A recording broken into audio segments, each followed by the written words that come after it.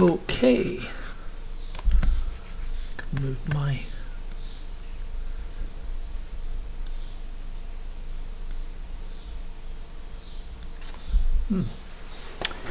Okie doke, here we go. Start up the other camera ready to roll. Here we are. Frantz Kantor here again. How to draw Trump in 4 steps. So this is me, the usual front page, drawing with moi. Today I thought, in honor of the whatever it is we're honoring, I thought we'd draw the Don. I thought we'd draw Don, and we'll see how we can get a handle on this iconic person. So here's a little bit of a I'm going to breeze you through this, right? Because this is what I want you to think about. So how to draw Trump in 4 steps. And I've broken it down into 4 easy steps that we can follow. And these are steps. I don't want you to think of these steps as in stages, like a platform or a ladder or a staircase or anything like that. It's more like the foxtrot. Okay, so it's more like a dance.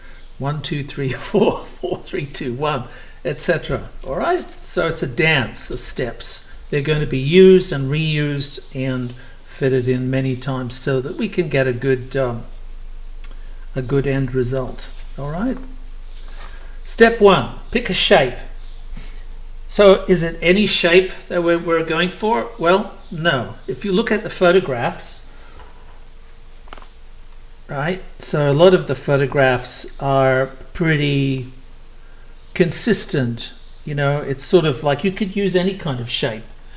You could use a shape like this. This is my very 5-minute quick thing in Fimo of the Don. You can see he's got all of the features which we know about: the hair, the eyebrows, the mouth, the little chin, the eyes, and the suntan, right?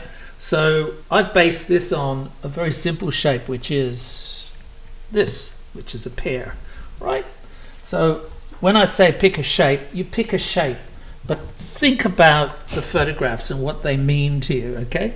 Because we're going to be working from this photograph and probably this one, because I like the eye expressions in this, with the eyebrows fully up. It's like ready to take off. And this one here, I kind of like the details and the structure of the mouth and everything like that. So why would you pick a shape?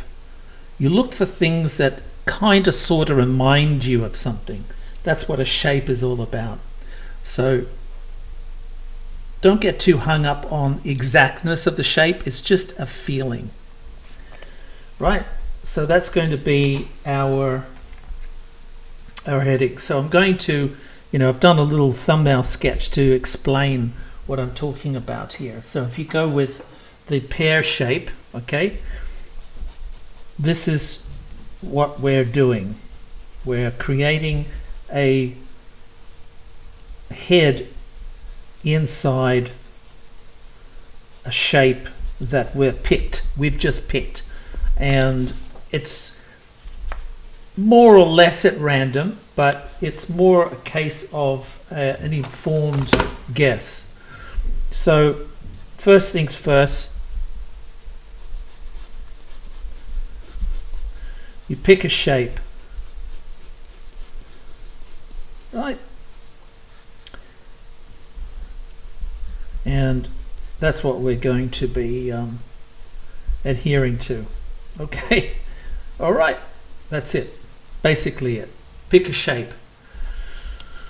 So it's always good to simplify at this stage, because it's faster to draw and it's easier to distinguish shapes when they're, and to work with shapes when they're very, very simple.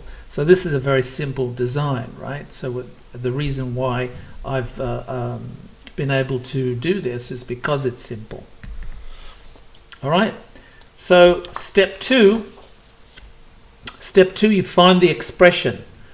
So the expression is more a case of Let's draw the shape in there, and we're going to find an expression. Now it's more a case of looking at what you want to say with the caricature. So, you know, this one here, it looks good, right? The mouth looks good, and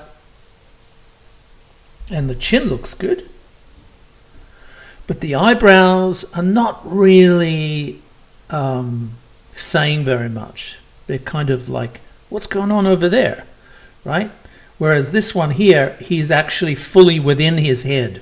So his brain's really, you know, there's full-on concentration happening here. So he's really concentrating on each word that's coming out of this tiny mouth, right? And this is the shape, this is the expression that we want. So it's sort of mid. It's almost like you could be spitting on you or talking at you or just expressing his views, okay? So that's what we want. We want those sort of eyebrows.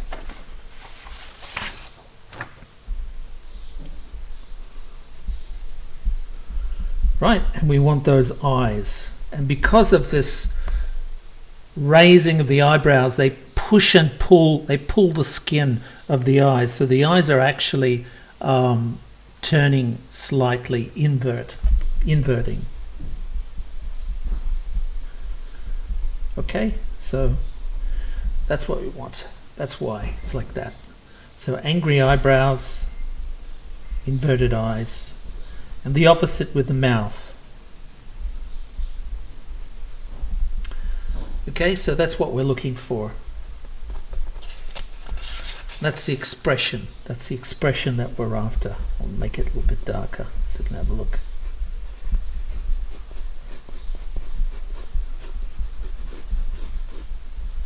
Right? That's step 2. Then step 3 is you put a little boogie in it. What does that mean, put a little boogie in it? Well, if you have a look at this, I've actually got a line that goes through the figure that has a curve to it, has a little bit of a dance. And that's what you need. You have a feeling of movement, of dynamic movement within the shape itself, so that it's not straight up and down, okay? So when you put a little boogie in something, in a drawing, it gives it more energy and movement. It looks kind of more interesting and exciting. Right? So let's put a little boogie in it. Step 4 is use the zone of complexity. The zone of complexity is an area within the face that you want to attend with more detail. Okay? So usually in a caricature, because caricatures rely on certain features of the face being recognizable, i.e. more or less realized from the reference, something that we can sort of immediately understand and recognize as the Don, as the person. Right? So I like to think of it like this. If you only concentrate into part of the face, right? Everything else, forget about. I mean, obviously the hair is important, but you know, as we've established before, the hair can be very stylized and simple. But you do need to concentrate on these areas here. So the face is comprised of the eyes, which can include the eyebrows. Definitely the nose, the area around the nose, and the mouth, and maybe somewhat the chin. So this is sort of like a mask zone or a T-zone, right? If you want to include a Mexican style mask rather than, you know, just an eye mask. So this T area is what we're going to focus on. We're going to focus our attention. So only use the zone of complexity within an area. We don't like drawing things that are difficult, right? We don't like drawing things that are very, very detailed because it takes a long time and we tend to lose focus. So it's best to try to achieve the detail or the complexity within a contained zone, within a contained area. That's all you really need. So that's what we're going to do. All right. So a little bit of a backstory here. Let's have a listen. Here he is, the Don. Oh, by the way, I've transferred this up to the grey paper. Well, we'll talk about that in a sec. He was born in 1946. He's the 45th and current president of the United States, which may end today, who knows, or may end next week, I don't know. He was born and raised in Queens in New York City, so he's a New York resident. And what is he? He's a political isolationist, populist, protectionist, and nationalist. And he is running on a Republican platform. So we all know about Donald the President, and he's gone through many, many different periods of his life. Like he was in The Apprentice from 1996 to 2000. What was it? 2004, I think. The Apprentice from 2004 to 2015. Sorry. So very busy. Why did I put Tweety? Well, because he likes to tweet. Right, so rather than use the Twitter word, I thought Tweety would be kind of fun for the thing. Now he communicates really interestingly, like he communicates with his hands. He uses this sort of like okay type of expression quite a lot. See, so everything will be okay. I'm telling you, watch my hands. Don't listen to what I'm saying. Watch my hands. It's all okay. So he does that an awful lot. He has a lot of expressions. He smiles in a very uncomfortable fashion. He has a lot of expressions which are residues of his thoughts and feelings. Most of the time, and in his younger years.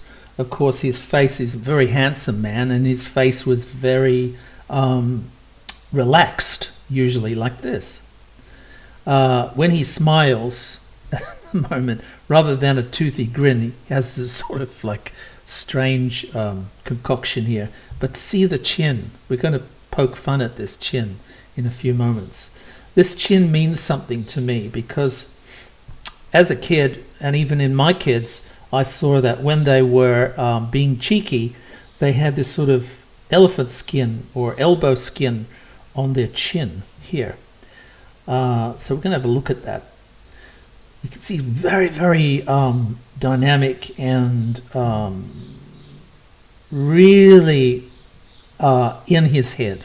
So he's very, very much in his head. So there's a lot of expression coming out basically straight out of his mind. He's not scared of confrontation, and a lot of the expressions you can see, they're quite extreme, aren't they? So where would you see expressions like this normally? In the playground. These are expressions that typically are from kids, because as adults we tend to be more reserved, more presidential, I guess would be the word. There's a rare photograph of him smiling with his teeth. It's more sort of relaxed and natural. It looks more natural there,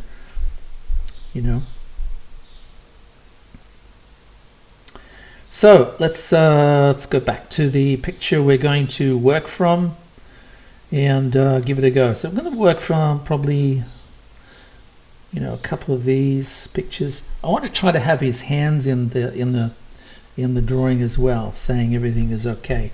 So let's work on the eyes. We'll try and work on the eyes. We'll work from this one. Okay, so here we go. We've got 3 color pencils: a white pencil, a brown pencil, and a black pencil.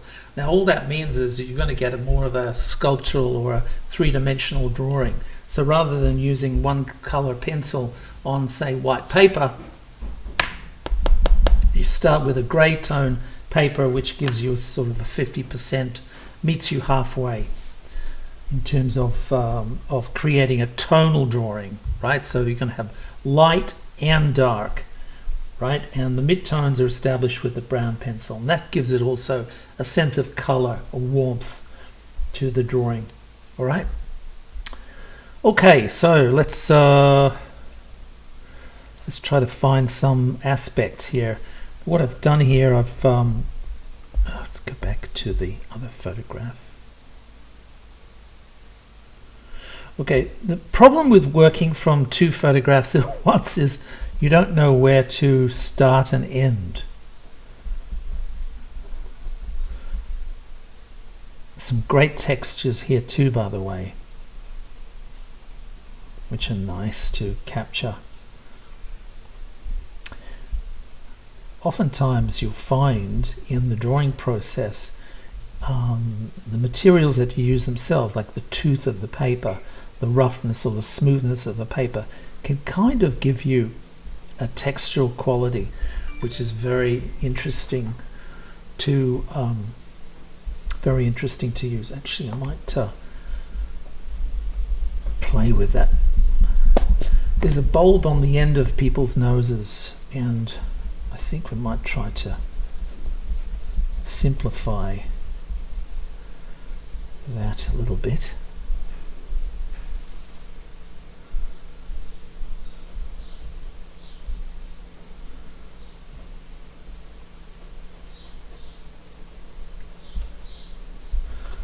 Okay, also light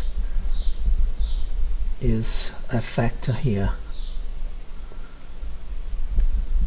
Don't know whether, you know what I might do, so get this drawing which I sketched from. This is the original sketch thumbnail. So there's a little bit of rhythm, there's a boogie line of boogie going through the drawing here, which is giving it a bit of motion, a bit of movement. And that's really interesting.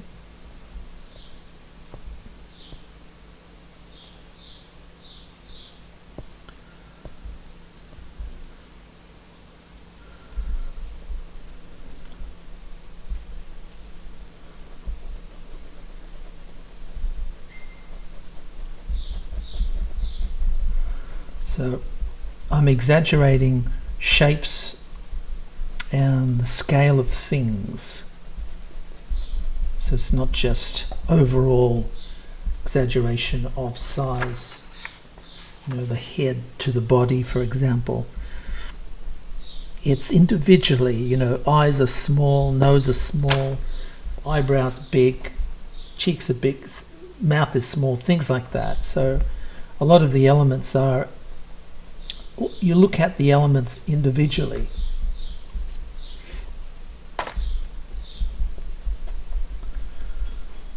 Okay, so that's, I mean, within the shape that I've picked this sort of pear shape.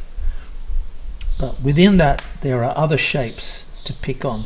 And this is what I meant by the dance, rather than 1, 2, 3, 4 in a layered progression. You go back and forth and you find other elements of the steps to play with. Alright, so there's a bit of shagginess in the brows, which we can play with. And actually the other hair is a bit better than this one. This is a bit soft and wispy.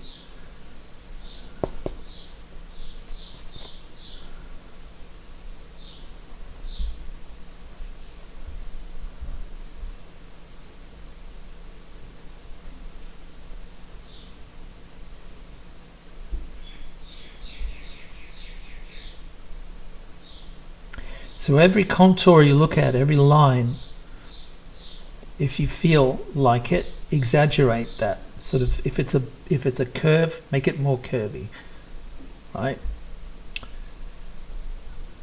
So remember, the boogie also means that there's things that link up. So the rhythm within the face itself is created by these muscles which link up to one another. So the muscles around the eyes link up to the nose and link up to the mouth. Nothing is separate. It's all part of one machine. Very complex machine.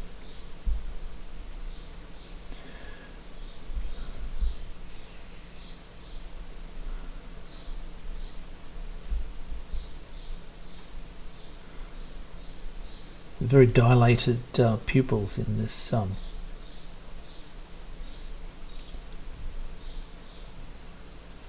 photo. He's obviously looking at a dark audience, dark auditorium.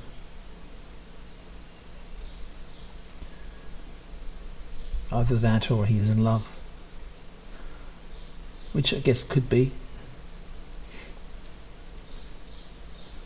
He's in love with popular.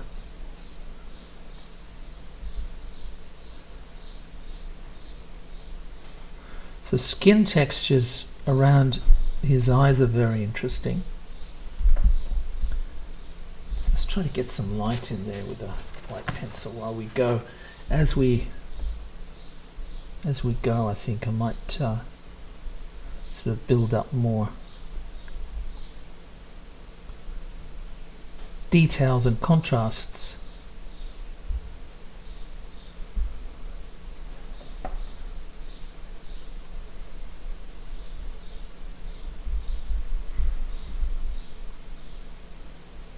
Sometimes, the steps, as I said, they go back and forth, so everything goes back and forth, including using the material. So, before you've finished using the brown pencil, you might want to consider using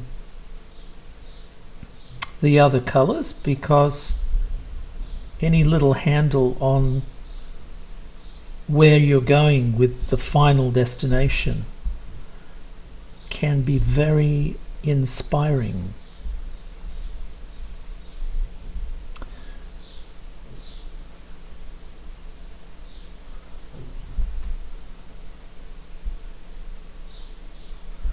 There's a lot of very pale skin around his eyes, which is very distinctive. I think it's become part of his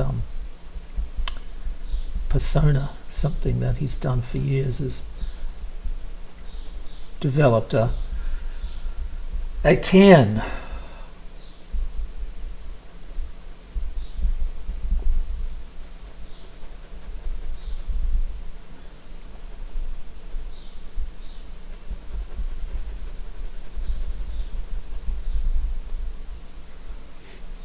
Okay, so remember there's a lot of textures on the bulb of the nose as well, on the nose in general. So he's had quite a lot of sun damage, it looks to me, from golfing outdoors. Been a lot of walking around outside.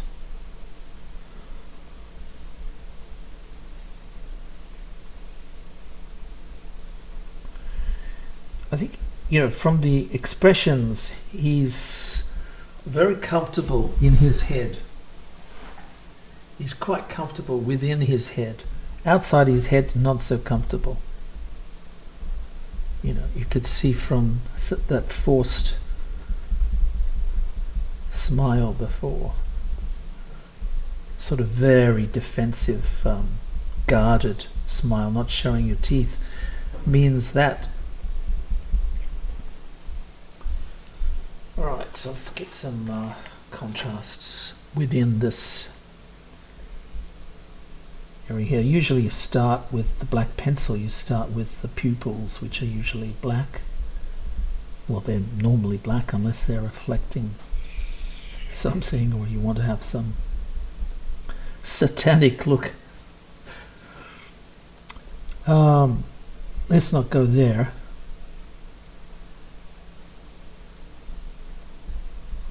So also be careful with the whites of the eyes. Don't make them too white, because they look very creepy and fake. And even though this is a cartoon or a caricature, you need to think about anatomy. You need to think about light and shade and what's the appropriate response with a pencil and how to capture that.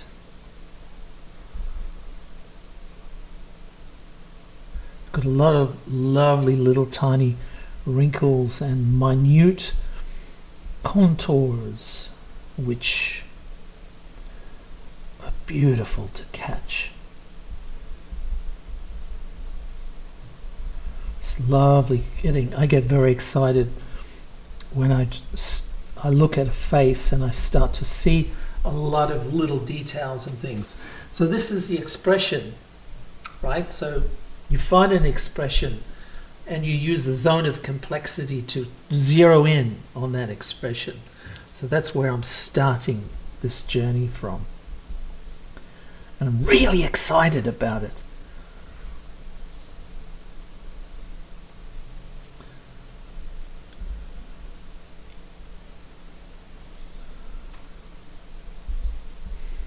You know, he is, like him or love him, he is, without a doubt, the most notable president since, in my view, since Nixon.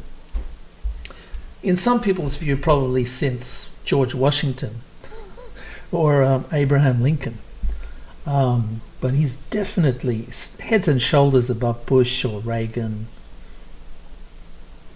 in terms of effect on history.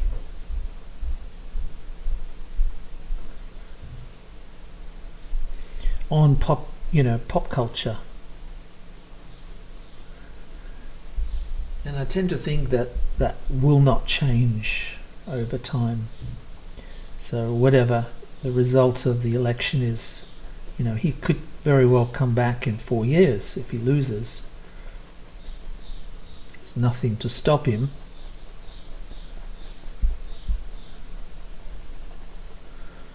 And he's had a taste now of the Twitterverse, so there's no chance of him stopping there.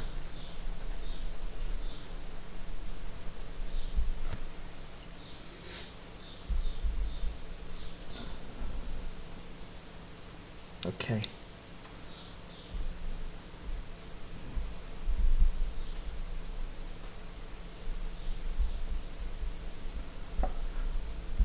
Bit of, because of the translucency of certain areas of skin, like around the eyes and etc. There's a certain amount of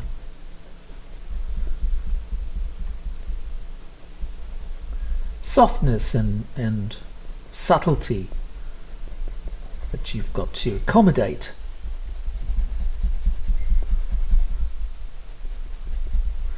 Let's try to get some more.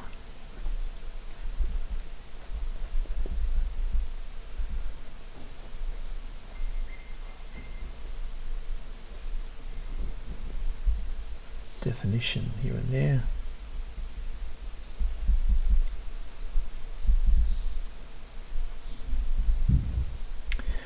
So I can't think of anyone, including Bush and Reagan, who, of a president who has sort of created this much comment and venom,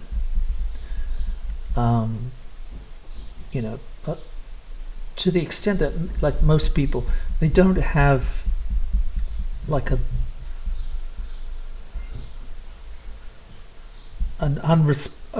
they always have some response. So they what I'm trying to say is that people usually either love him or hate him. They don't sort of sit on the fence or just sort of, are ambivalent, as you would normally be with politicians. It's like, well, okay, fine, that's the politics. Now, what's for lunch? Concentrate on other things. So I've never seen this in my life, and I've spoken to a lot of people who've gone through a lot of presidents, and they haven't either. This is quite a unique point in history, bred of course by modern times, modern situation where everything could change in a second because of the speed of information, the internet, etc. So it's very interesting times.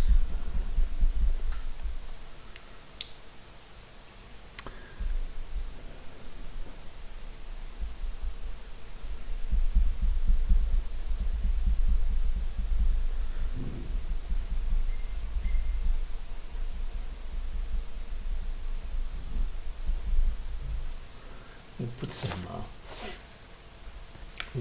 points of light in there as well. This is a Posca paint pen that should give us, it's got a bit of colour at the tip. It should give us a bit more contrast, so we know where we're coming from with the shine.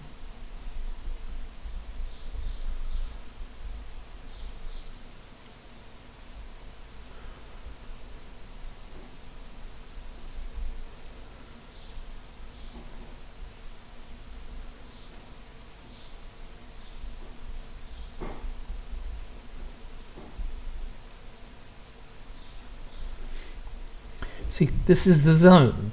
This is what I mean. So you concentrate all your efforts, and you'll find it very cathartic, very interesting, because the more details you put in, the more you find, the more interesting the drawing becomes.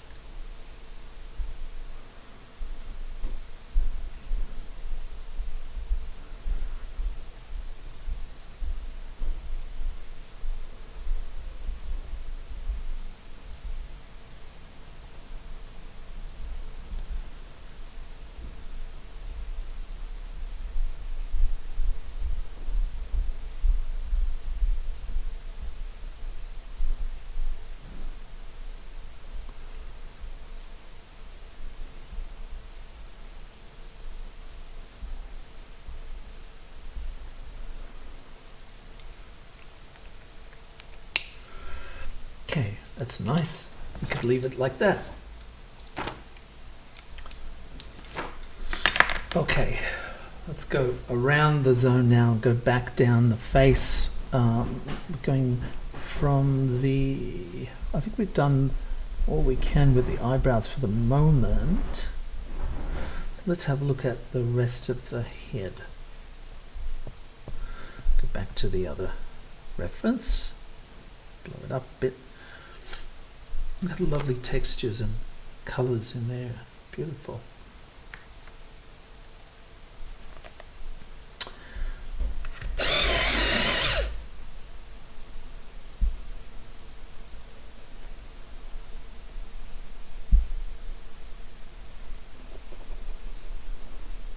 Nice to do a watercolour.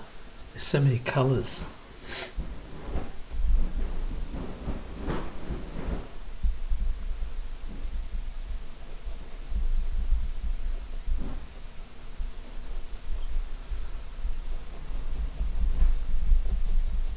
So I like to use the texture of the paper, the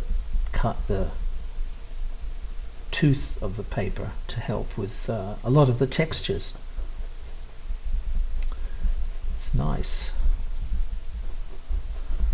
There's also a blue light, a reflected light coming in from the other side as well, which I can't really do that with this paper, but I'll see what I can do.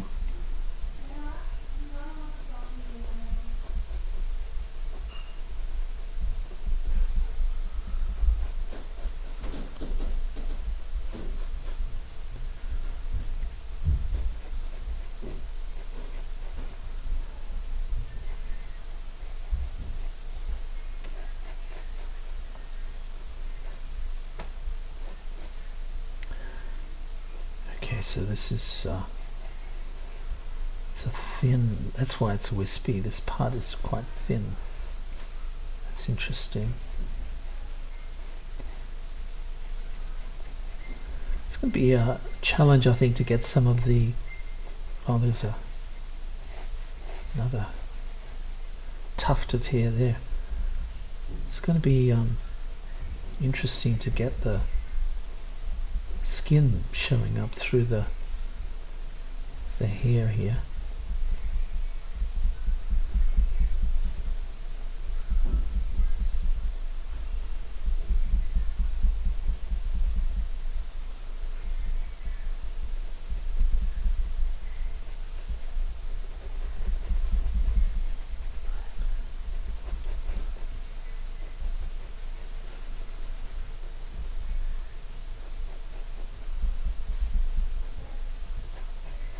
So I'm going a bit light on this, but I need to get into it there with this white pencil, because there's quite a bit of shine happening and reflections of the lights from above.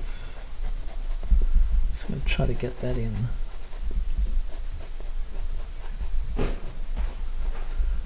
That would be good.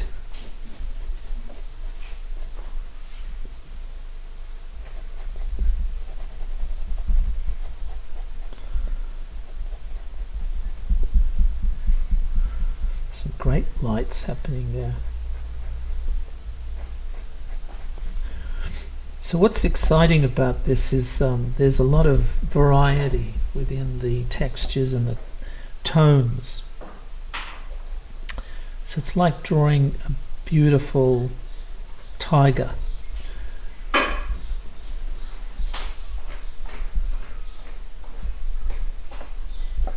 And really enjoying this shot.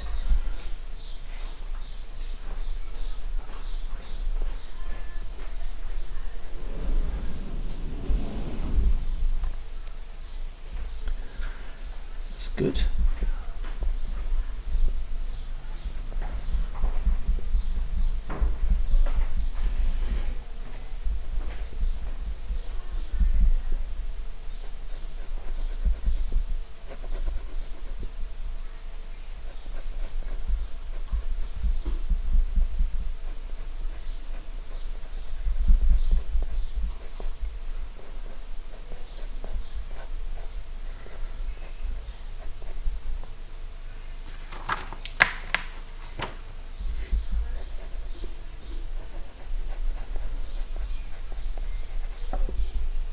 Okay, so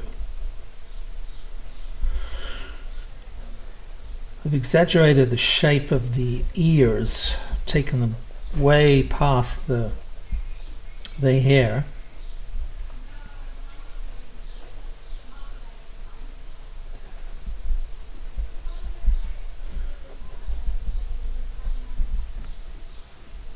So that's going to be, that may be an issue.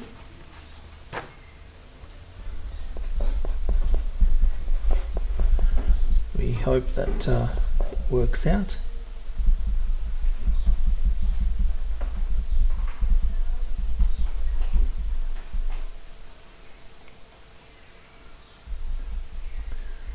Okay.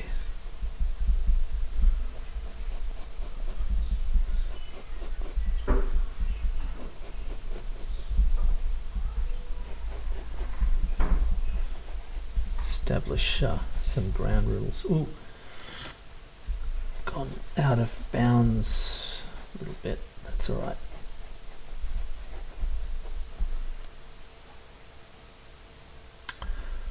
Okay.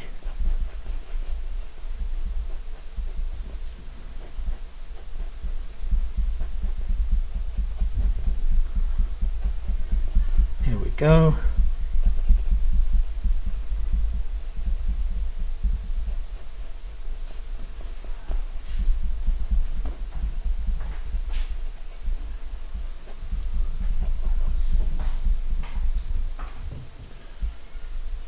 So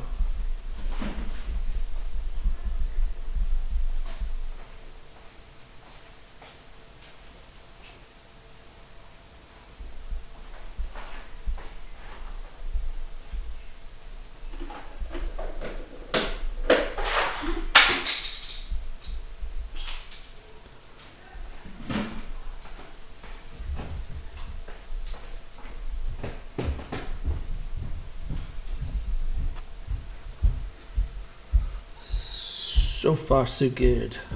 Getting some nice textures here. Actually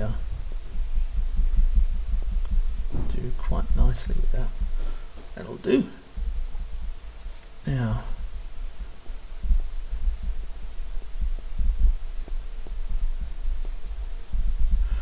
very, very shiny.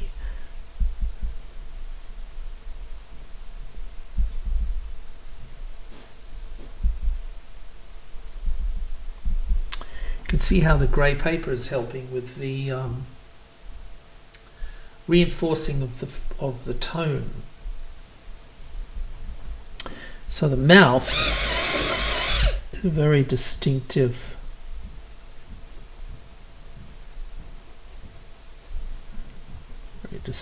shape.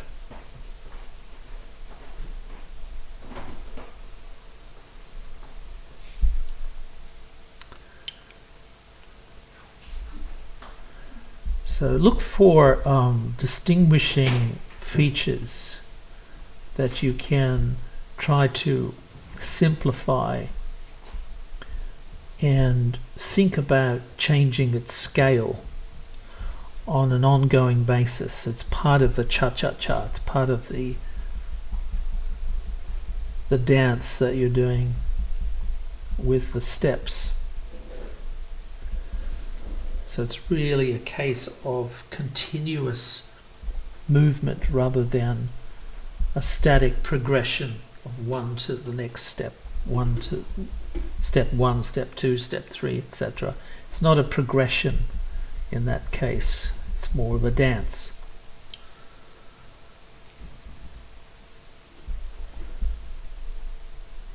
Remember textures as well as tone.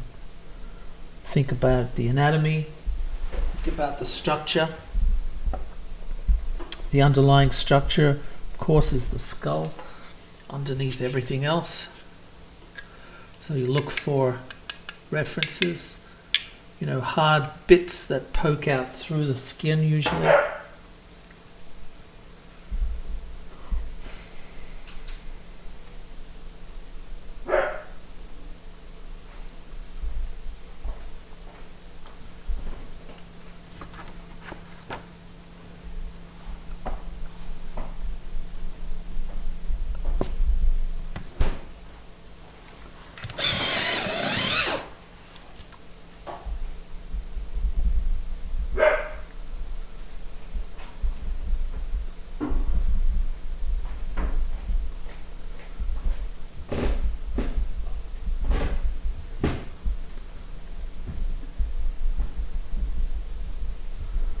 Great face, great textures, beautiful colours. Sounds like I'm describing a tropical fish or a bird or something. Well, I look at faces, I look at people like that too, you know, and I find them fascinating. The amount of detail and textures and things, and everything has a meaning, you know. It sort of requires you to think about where this face has been. That's a very interesting journey he's made. Fascinating. Much more interesting than any book.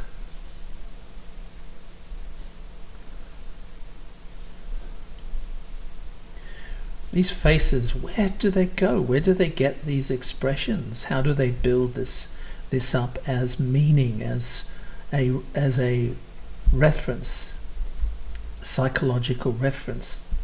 So it's almost like a printout. Their face is a printout from their thoughts.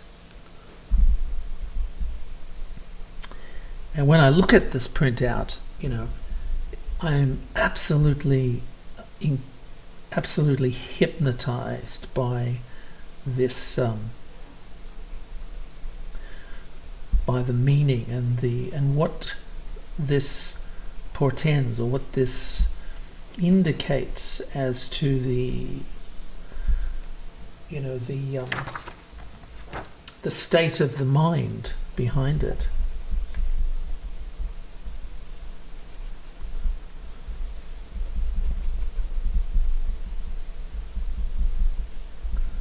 This is quite a different exercise. I think when you know, if I wasn't going to do Trump today, I wasn't interested really in, I'm not really that interested in politics. But I thought, challenge yourself, right? That's what I was thinking. I'll challenge myself and see if I can find something worth doing, worth looking at, and even talking about and discussing it as I go. This is really, really exciting to me at the moment. I'm finding a lot happening here. There's a lot of stuff here. And it's all good. It's all very, very interesting. Certainly there's a lot of reference to his childhood, how things, you could say that he has a very childish or childlike range of expressions. You could say that.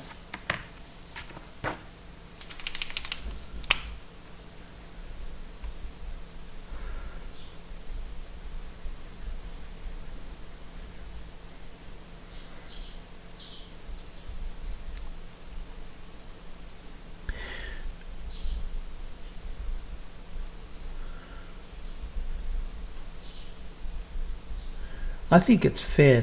It's a fair comment to make. There's a lot of very interesting observations that you can make by virtue of the lines and what they're saying to you.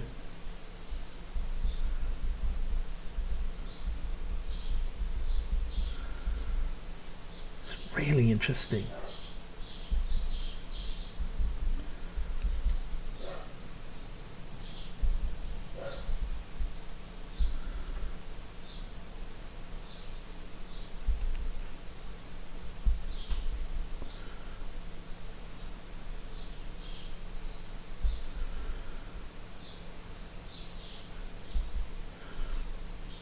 It's like looking at one of those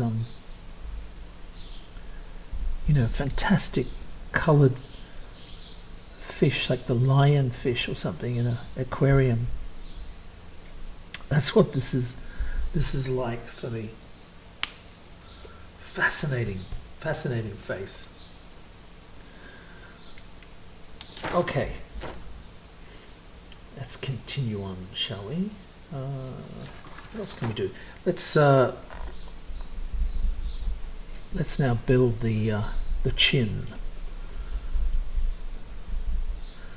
So pencil's really good. Sometimes it's not so good for capturing things like easily. It can, but not easily capturing things like translucency and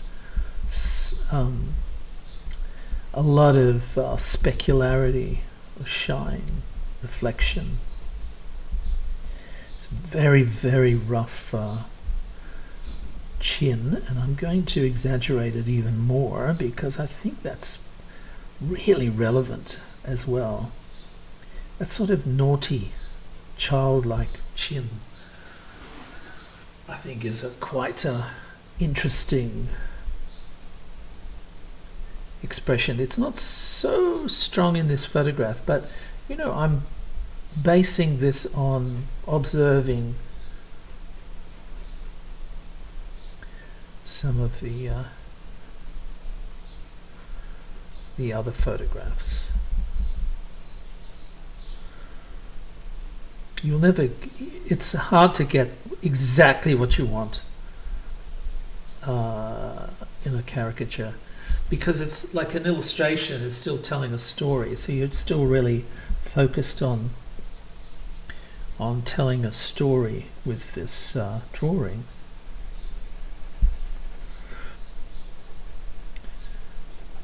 You know, it's the story that you feel is right, not necessarily one that follows the form of the general opinion or general thought, general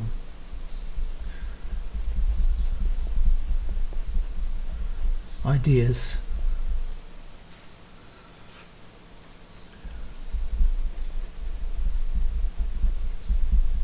Oops, what's happened there? Lost that line. We'll fix it up with the black in a moment.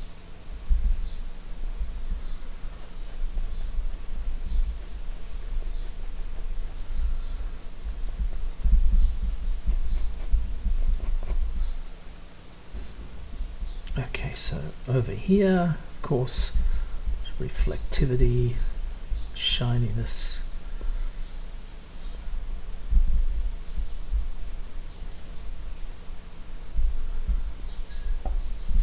We'll pick that up as well with the white pen. Pen.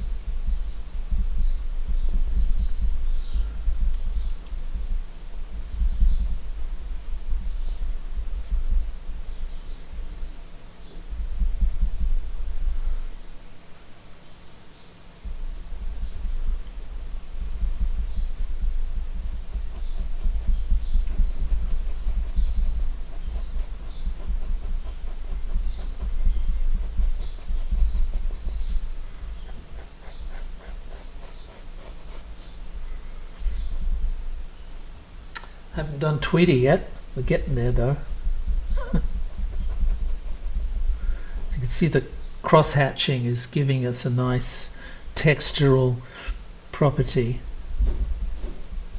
that's really fun to work with, because like, you know, any animal, like anything, you look for an appropriate response to the texture you're trying to describe with a pencil.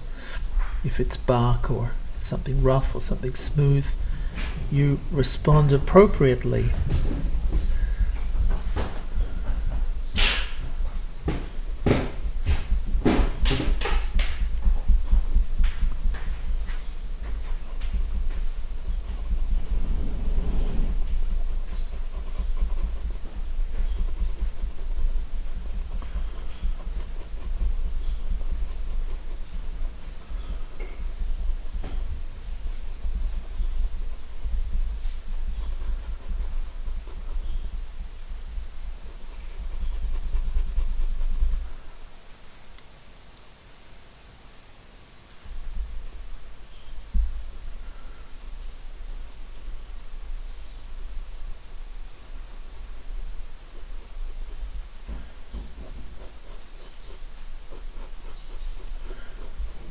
So some of the contours I'm simplifying as well as I go.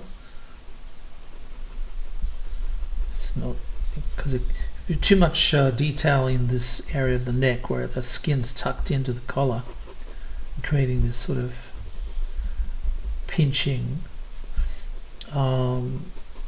is very, very detailed in the photograph, but it's taking away from the zone. Concentrate on the zone. Remember the zone. That's where you need to hit the targets.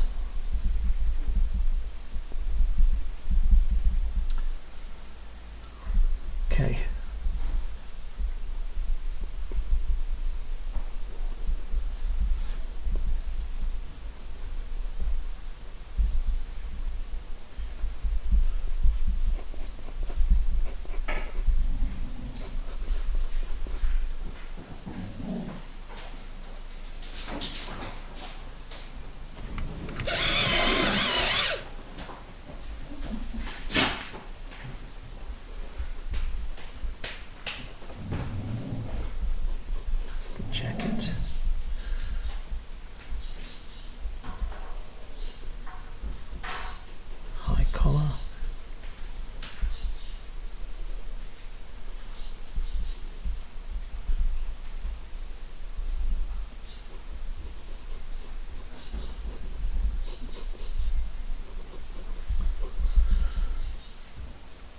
it's a really white shirt. So we use the white pencil here.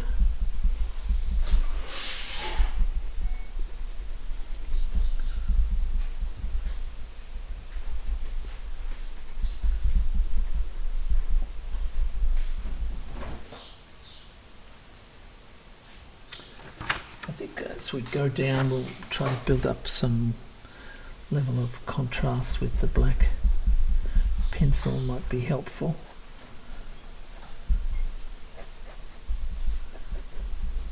Be careful with this area though.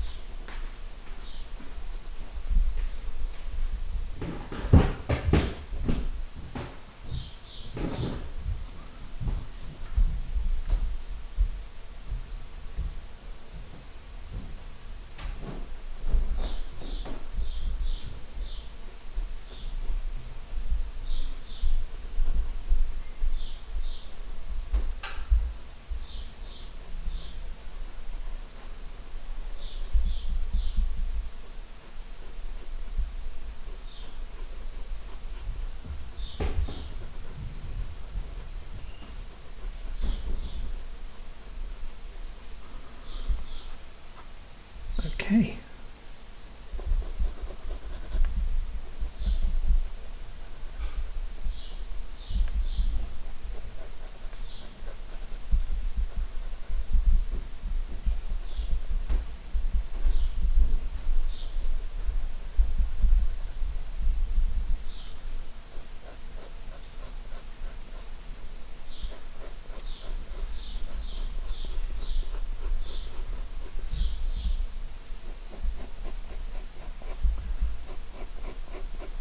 So you can see from the outset, step one, where you choose a shape, you stick to that shape right away to the end, right or wrong.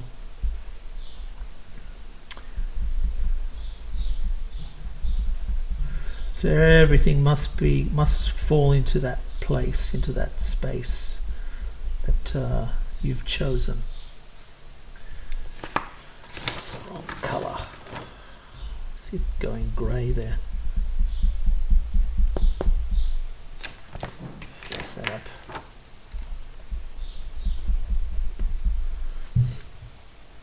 Okay.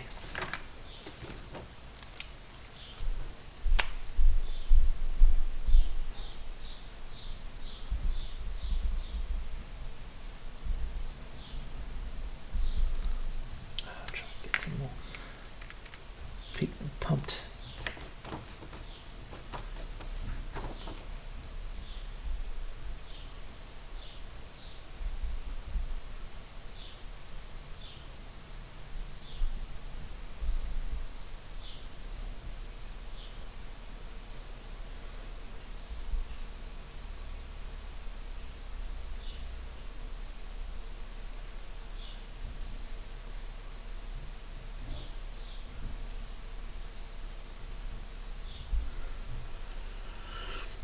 Okay. So I'm just catching some of the light, the reflectivity, which sharpens the details a little bit more. So I'm just thinking about the textures of different things that I'm describing as I go. Shiny elements, areas of sweat, or where the skin has been worn by the sun.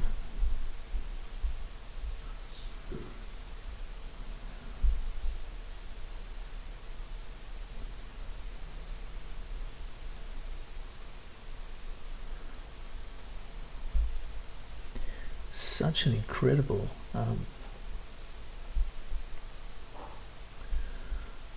it's like the more you look, the more you find, the more details you start to discover, and it becomes like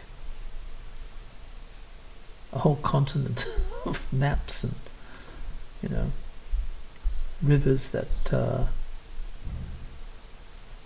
lead on to further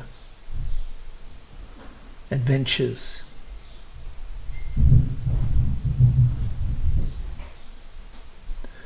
There's a whole a Huckleberry Finn happening here. It's a story that continues down the river. That's what's happening.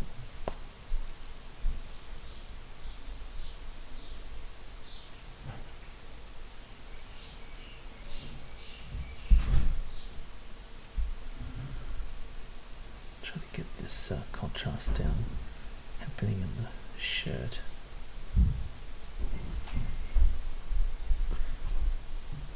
That will work. I've lost a little bit over here, so no, it's not so. It's a nice sort of balance left and right, to put in these side lights. It sort of makes you think of a three-dimensional curved surface, curved object.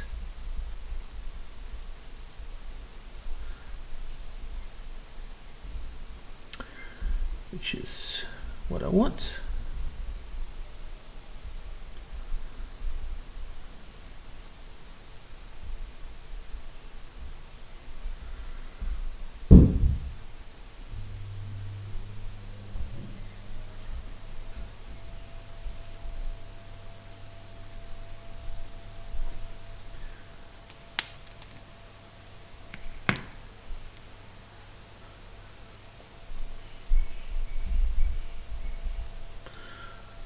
Okay.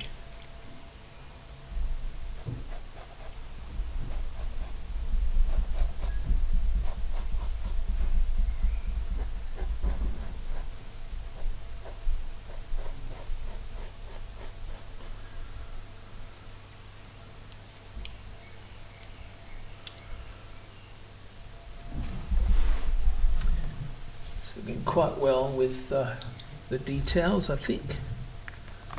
Considering, and also that other photograph which you're looking at there, the eyebrows. Right, let's have a look at these hands, see if we can create something that's believable.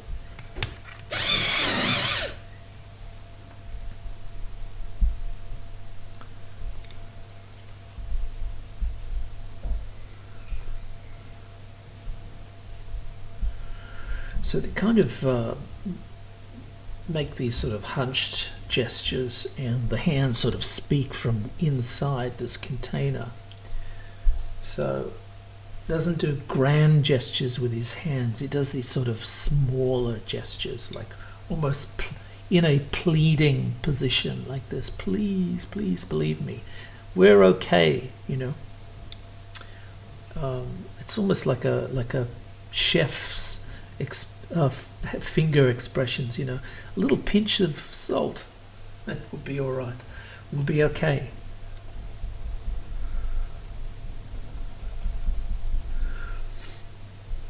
There's a very convincing pleading of the case, I think, in many ways. Is quite used to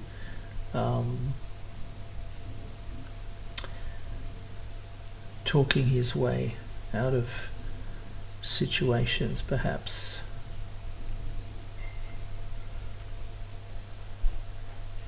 Very good at it.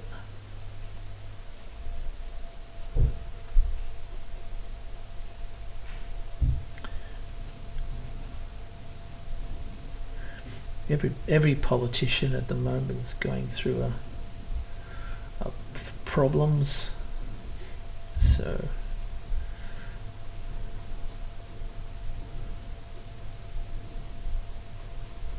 It's not just a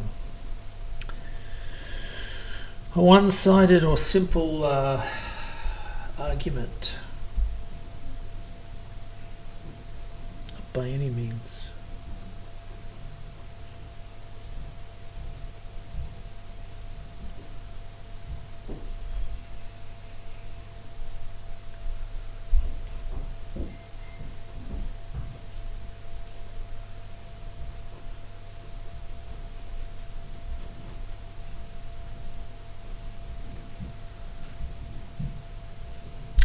So it's got a dark suit on. I can't really make out the shape of the lapels, but I'll have a guess.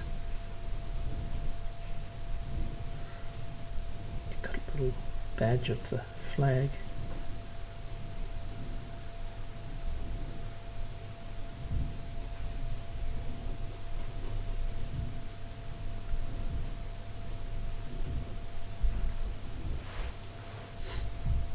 Okay. Now here's the thing, you've got to match. So there's a lot of things you look left and right, and you match size of, say, the pupils and the size of the eyes, size of the eyebrows, size of the ears, all of these things. So you sort of match. And of course you continue on with the size of the hands and the fingers. So as much as you can, keep them relevant.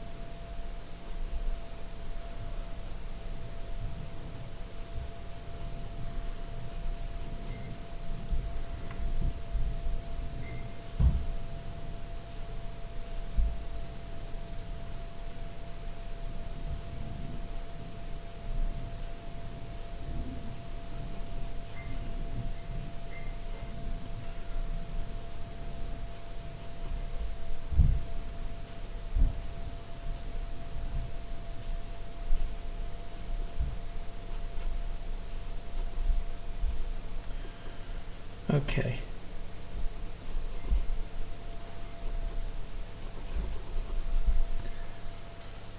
Okay. All right.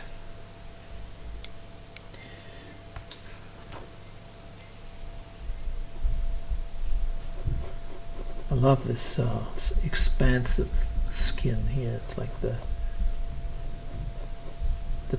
throat of the pelican.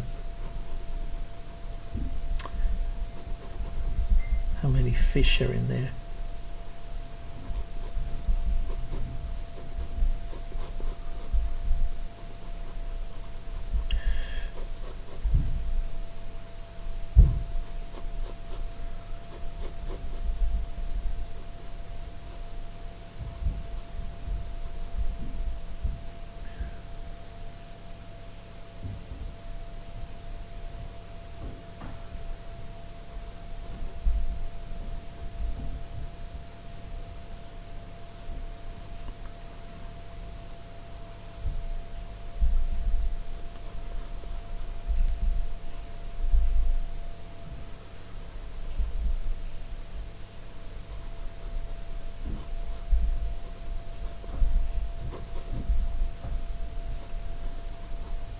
Okay.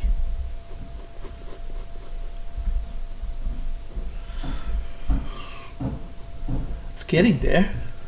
I'm quite happy with how it's going.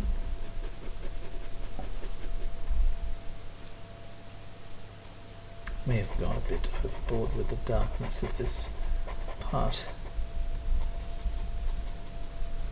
See what I can do.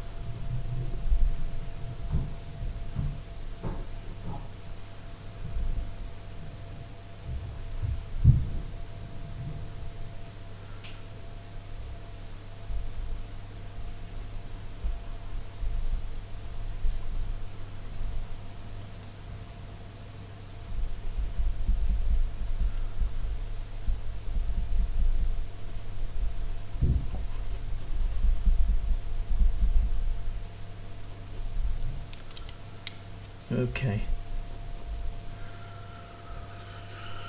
Right. Let's try to attempt this little guy, who I just put in just, you know, for the fun of it. Could have been Twitter, but I like Tweety. And it's yellow, so it's like a reference to his hair as well, I guess, as well as the tweeting.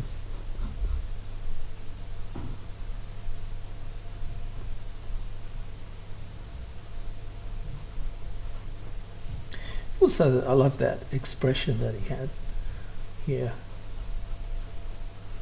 Sort of disappointed,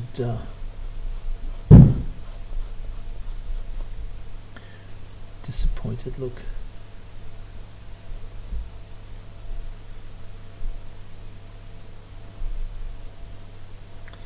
Probably there are a lot of, in caricatures or cartoons, you could pick your fights, or pick, whatever references that you care to put in. Doesn't really, there's no justification for Tweety or anything else, but sometimes when you're in illustration, you come up with things that don't have necessarily a logical cause. I've lost a bit of the white of the eyes there.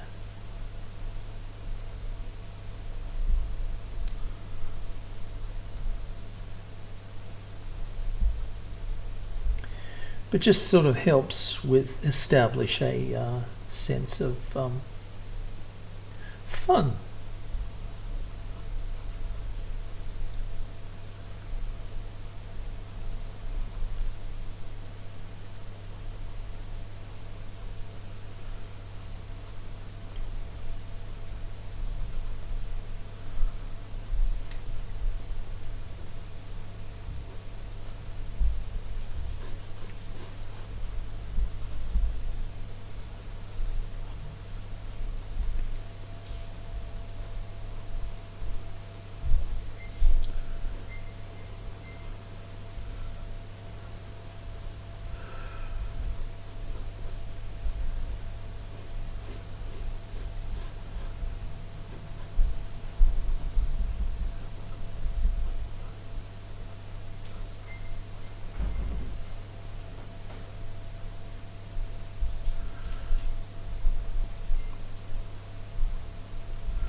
So whether or not he wins the election, may have already done while I've been watching this, while I've been doing this, or lost it. I mean, he certainly won't disappear from the world stage, and certainly, I think, won't disappear from our minds.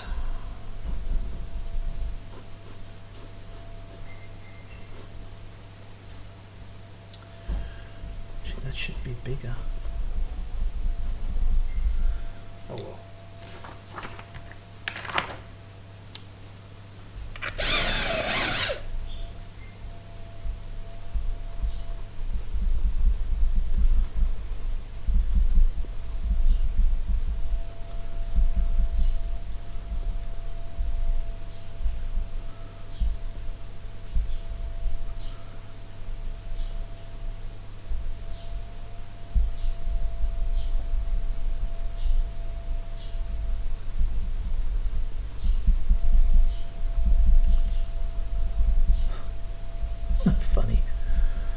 Funny old Tweety.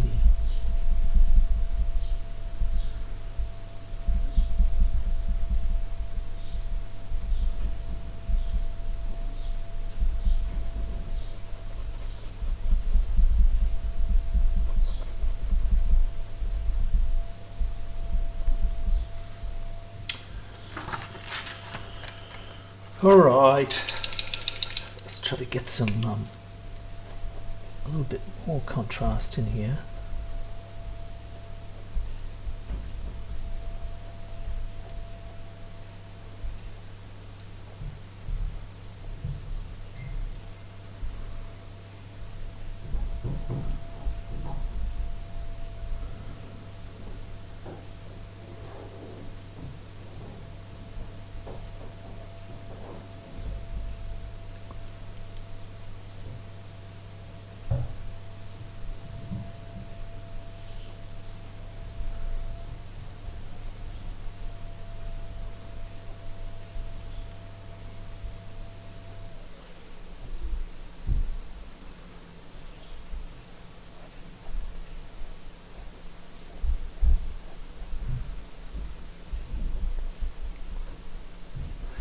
fascinating, the textures in here.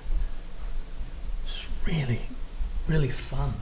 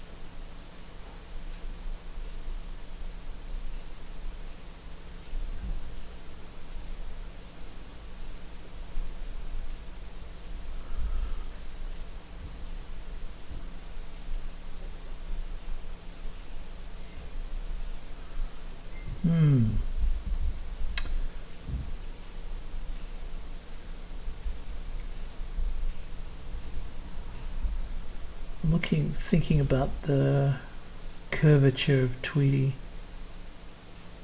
and the volume of the different parts of his head. I think that I might sort of use a softer, use the brush to capture that. It's a little bit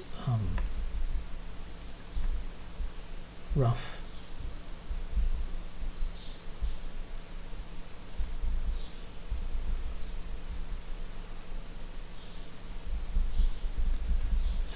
Better soften it.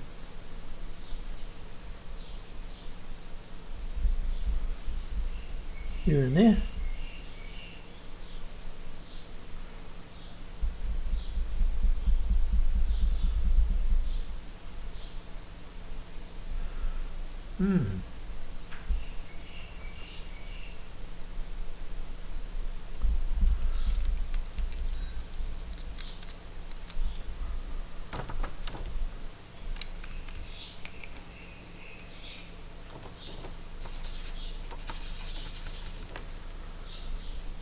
There you go, a bit stronger.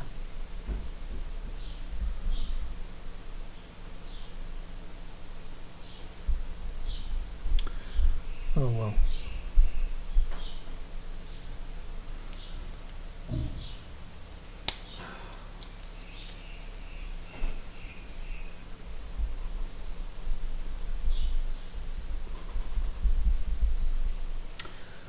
Okay, so I'm going to get some contrast now that I've done all of this.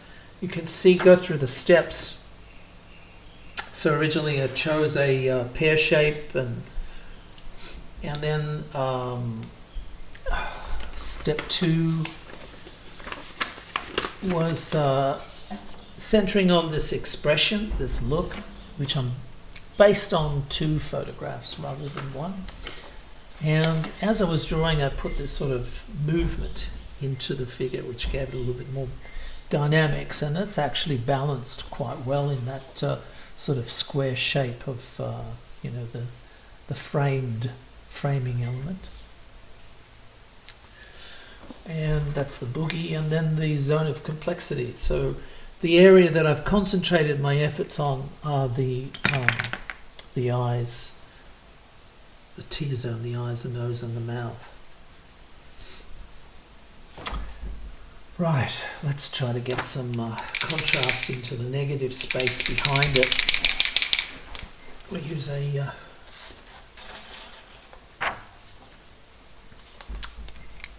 Posca, black Posca to cut in. Hopefully not lean on anything wet.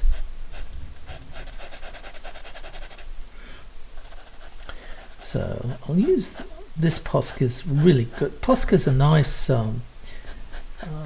implements to use because they dry quite quickly and they don't sink through the paper, and they're quite strong and opaque, and they don't smell as strong as markers.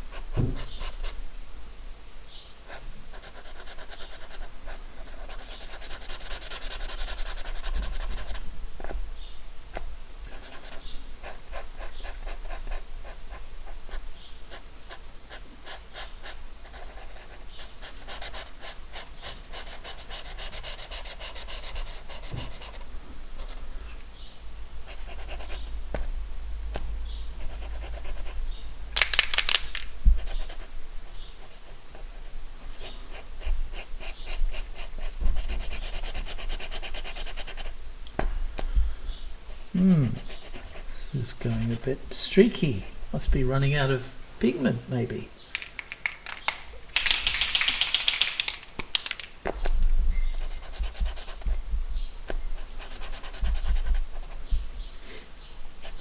So I'll fill that in with a thicker marker.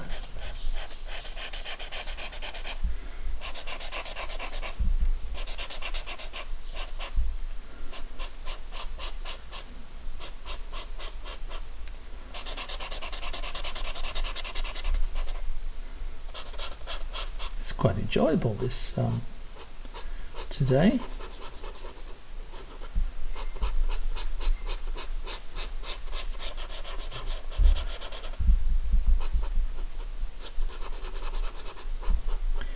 So steps are not stages, they're steps as in a dance. So you continue on with them, you just know that those 4 things are your center of attention.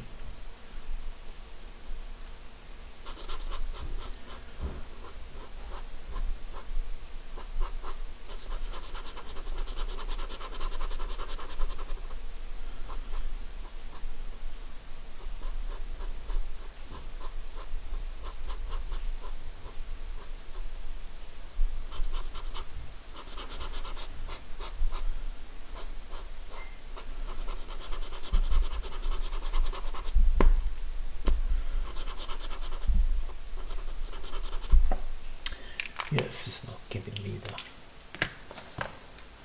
detail that I want.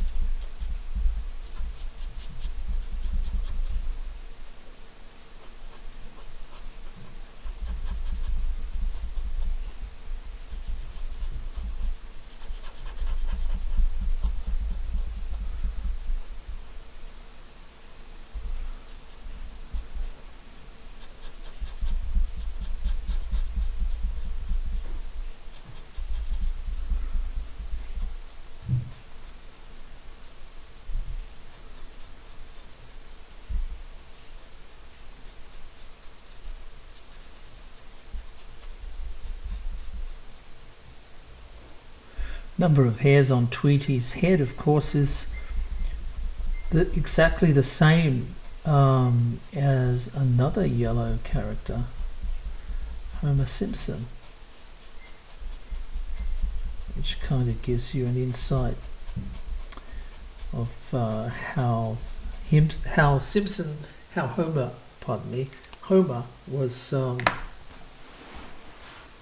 was created. Let's see if I can get something. Another brush pen here, which I think has got a good coverage.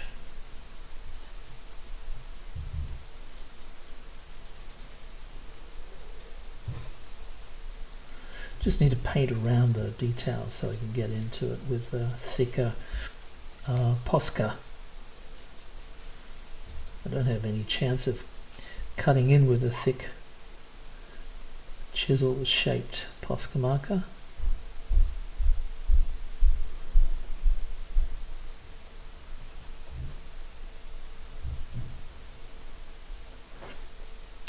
This is a Zig brush pen, ZIG.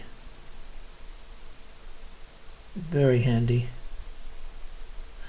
You squeeze the handle and the pigment comes to the brush.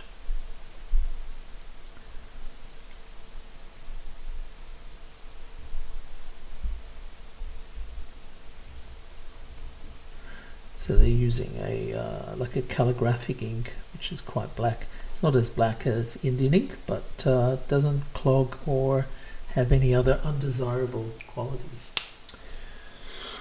that Indian ink does. Okay, so this is a thicker marker. The paint pens are beautiful because they don't seep through the paper. So the paper is quite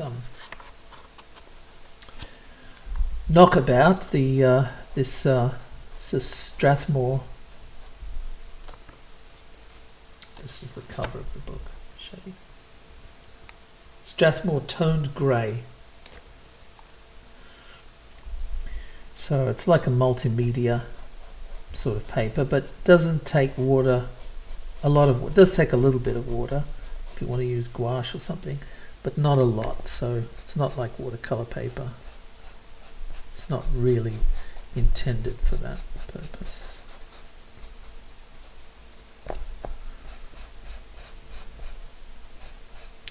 So this Posca is going to dry beautifully and flat and dark.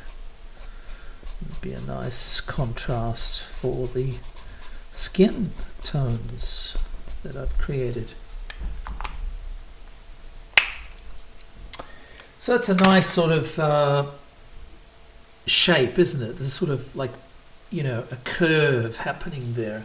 That's the boogie, that's the dance.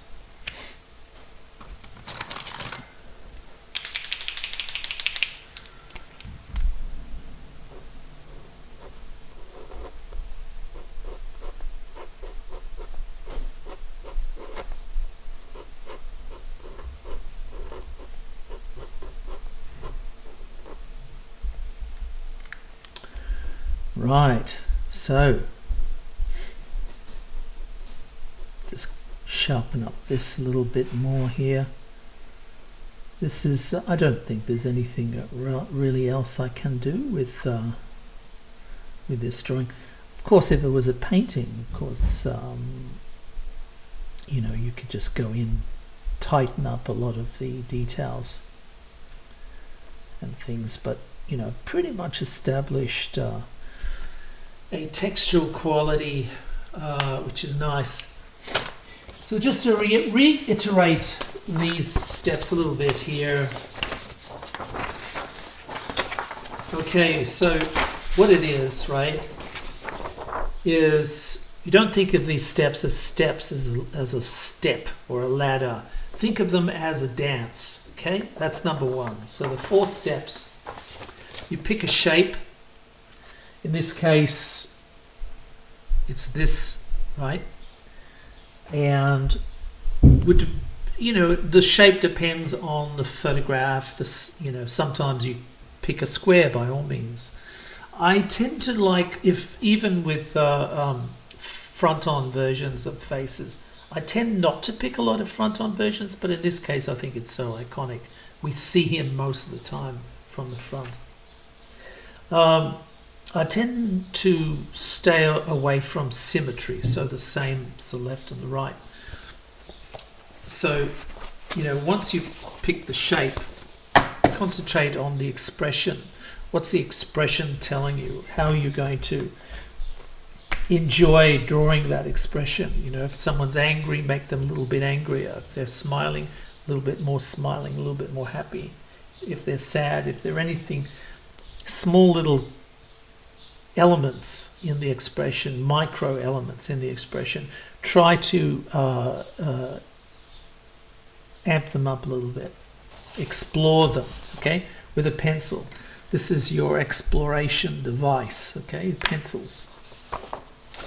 Step 3 is put a little boogie in it. So that means to put in energy, try to get some energy in the drawing, some shape that denotes movement and unbalance and rebalance. So this is a case of, like, it is balanced, but it's a curve, definitely. It's on a curved path. So there is a little bit of movement happening in there. And then, of course, step 4 is to use the zone of complexity. The zone of complexity is the mask zone, the area around the eyes, the nose, and the mouth. Concentrate there, start from there, and then build out. And there you have my version of Donald Trump, Esquire, President, possibly by now former President, who knows. We'll know soon, I guess. All right, so this is Donald Trump, and this is Frantz Kantor saying to you, I will catch you on the flip side.